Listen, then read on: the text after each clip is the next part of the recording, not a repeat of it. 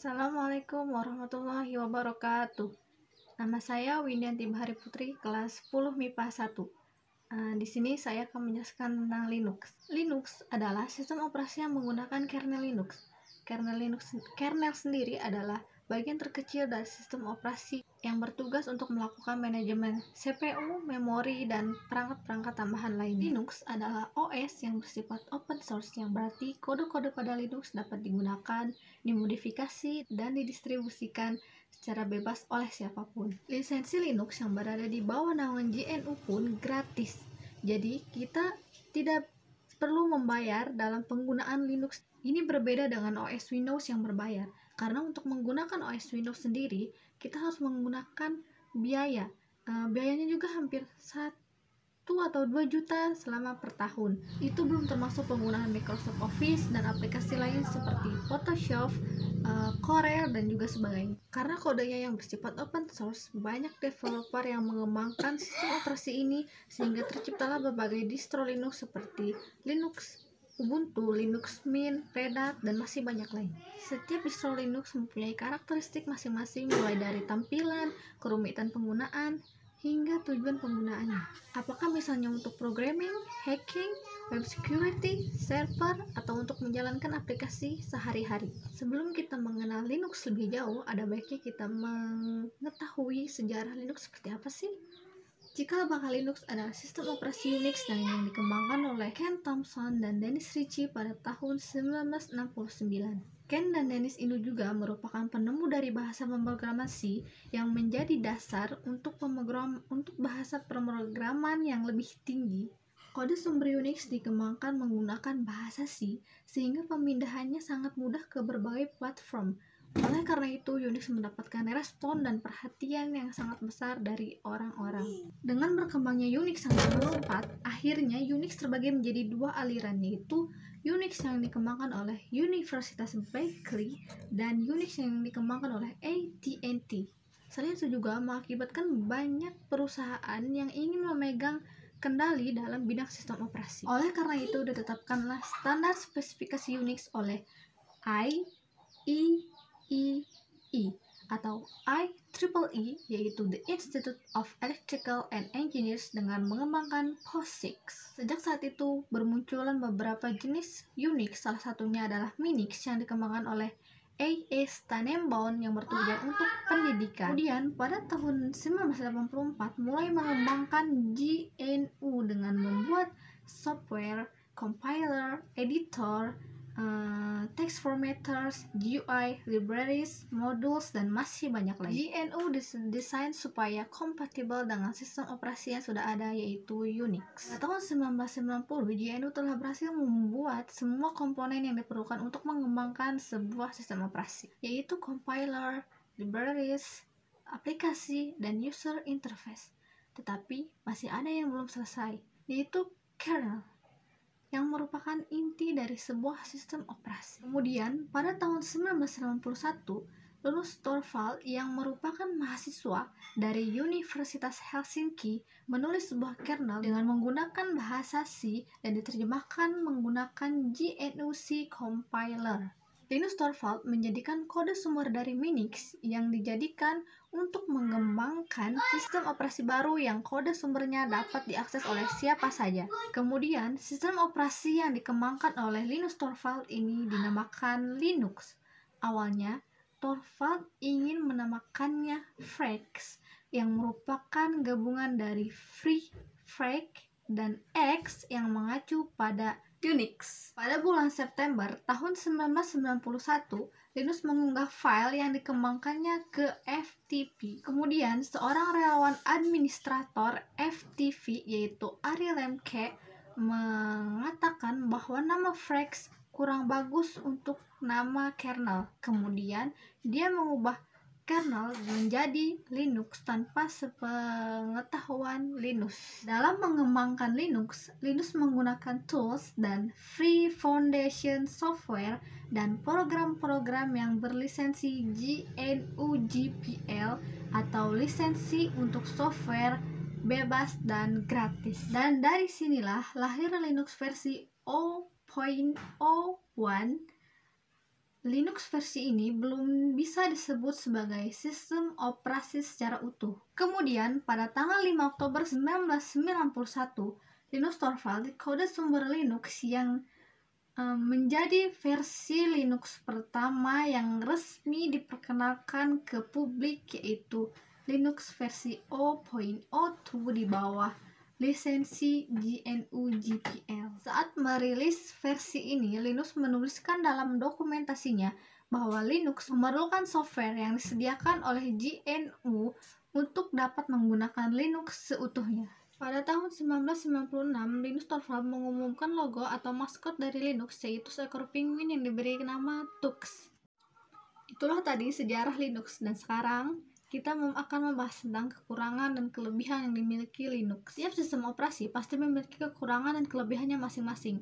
Seperti Linux yang merupakan open source, pasti memiliki banyak kelebihan. Nah, seperti ini kelebihannya. Pertama, lisensi gratis. Linux merupakan sistem operasi yang dapat digunakan oleh siapa saja dengan gratis. Berbeda dengan sistem operasi lain seperti Windows yang dalam penggunaannya harus menggunakan bayaran. 2.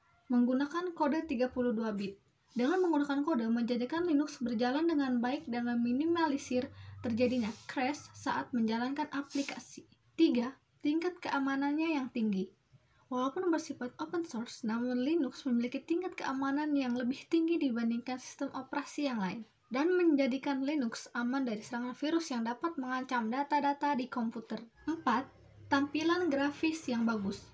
Dalam setiap versi dan jenis yang dirilis oleh Linux, terlihat jelas bahwa Linux memperhatikan dalam hal grafis.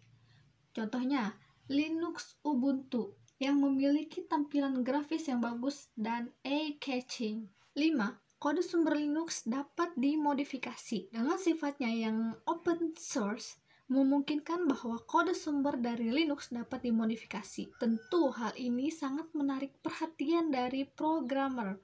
6.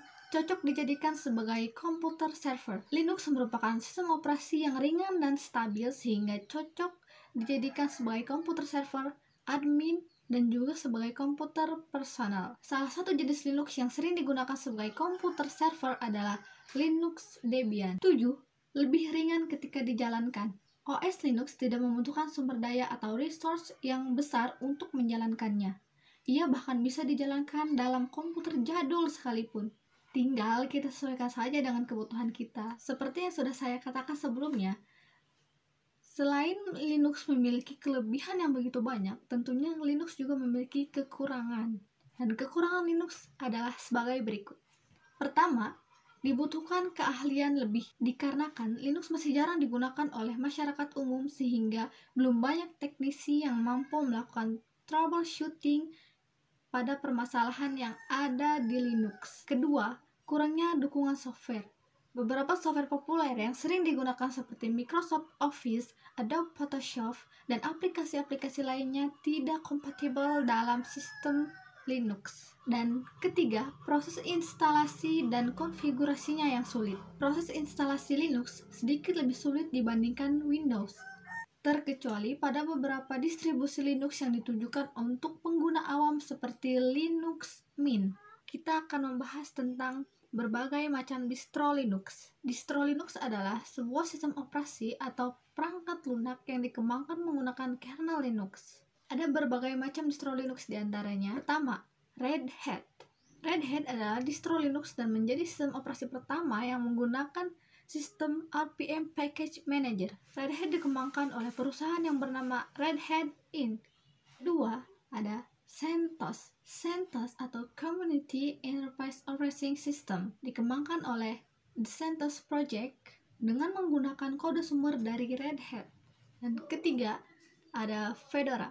Fedora merupakan distro Linux yang dalam pengembangannya disponsori oleh Red Hat. 4. OpenSUSE. Distro Linux ini dikembangkan oleh OpenSUSE Project dengan tujuan supaya kinerja Linux lebih stabil dan user-friendly. Yang kelima, Mandrake atau Mandriva. Sistem operasi Mandrake dikembangkan oleh perusahaan yang bernama Mandriva. Sistem operasi ini juga menggunakan sistem RPM Package Manager. 6. Debian. Debian diciptakan oleh Ian Murdoch dan menjadi salah satu sistem operasi yang paling diminati karena tingkat keamanannya yang tinggi. Debian biasa digunakan sebagai sistem operasi server. Dan ketujuh ada Ubuntu. Ubuntu merupakan sistem operasi yang dikembangkan oleh perusahaan asal Afrika Selatan yang bernama Canonical Ltd. Nama Ubuntu juga berasal dari Afrika Selatan yang berarti kemanusiaan. Ubuntu ini merupakan turunan dari Debian dan menjadi salah satu sistem operasi yang paling populer di kalangan masyarakat. Dan yang terakhir ada Mint. Distro Linux ini dibuat berbasiskan pada Ubuntu dan Debian.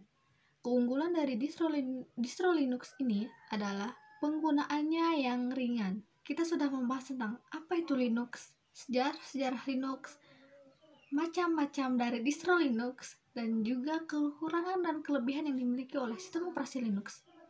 Tetapi masih ada yang saya ingin jelaskan, yaitu tentang perbedaan GUI dan CLI. GUI atau Graphical User Interface merupakan antarmuka pada sistem operasi atau komputer dengan menggunakan menu grafis guna mempermudah penggunanya dalam berinteraksi dengan komputer atau sistem operasi. Sedangkan CLI atau Command Line Interface sendiri adalah antarmuka pada sistem operasi atau komputer yang menggunakan menu baris perintah atau teks atau ketikan dari keyboard untuk berinteraksi dengan sistem operasi atau komputer. Jadi, maksudnya GUI menggunakan menu grafis atau gambar dalam interaksi antara pengguna dan juga sistem operasi atau komputer. Sedangkan CLI hanya menggunakan menu baris perintah berupa ketikan atau teks dalam interaksi antara si pengguna dan sistem operasi atau komputernya. Misalkan seperti contoh aplikasi Chrome.